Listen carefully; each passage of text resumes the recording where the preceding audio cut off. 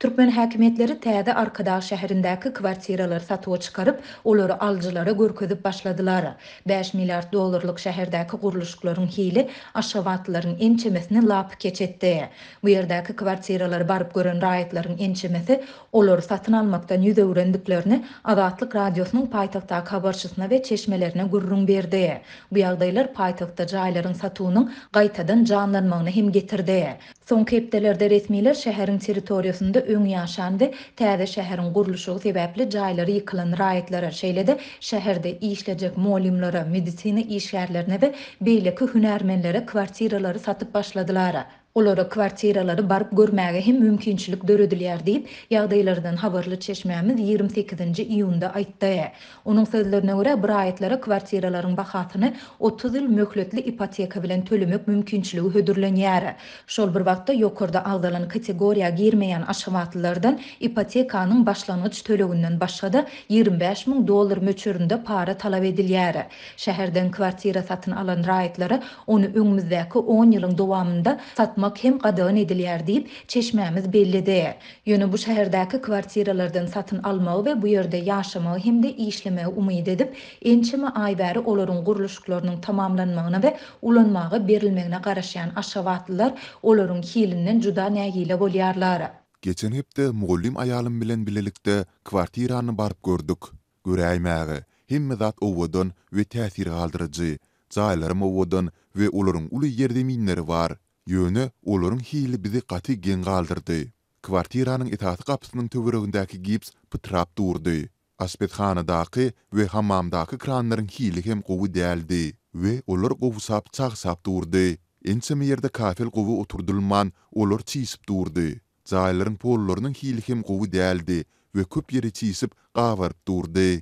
Dip aşawatly Lukman gurrun berdi. Ol şähere girmeden odol özlerinin şahsy ulagyny şäheriň daşyndaky avtodrolgada goýmagyň talap edilendigini hem aýtdy.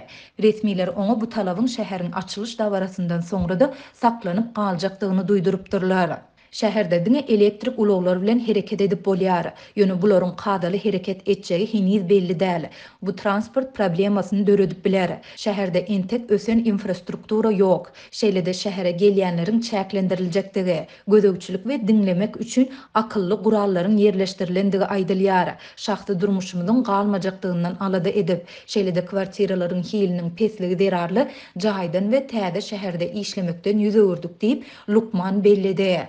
Azatlygyň 28-nji iýunda ýokarda aýdylanlar barada şäheriň guruluşy boýunça döwlet komiteti bilen habarlaşyp kommentari almak synanşyklary başa barmady.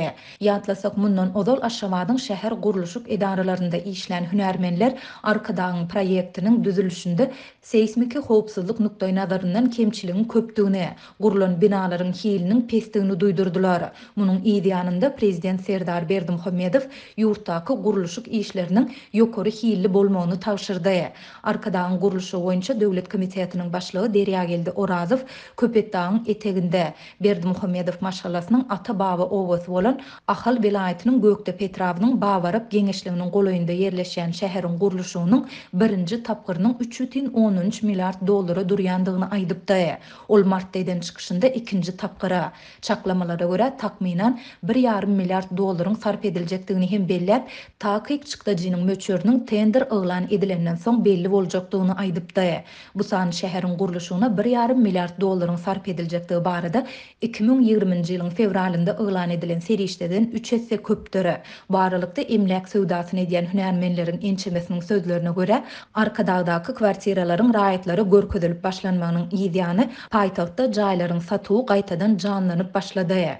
Soňky 4 aý bäri aşawatda satyga çykarylýan jaýlara talap tas ýokdy. Jaýlar satylmaýardy. Soňky 1-2 hepdeniň dowamında raýatlaryň talaby artdy we jaý sowdasy ýene janlandy diýip aşawatly hünärmen aýtdy.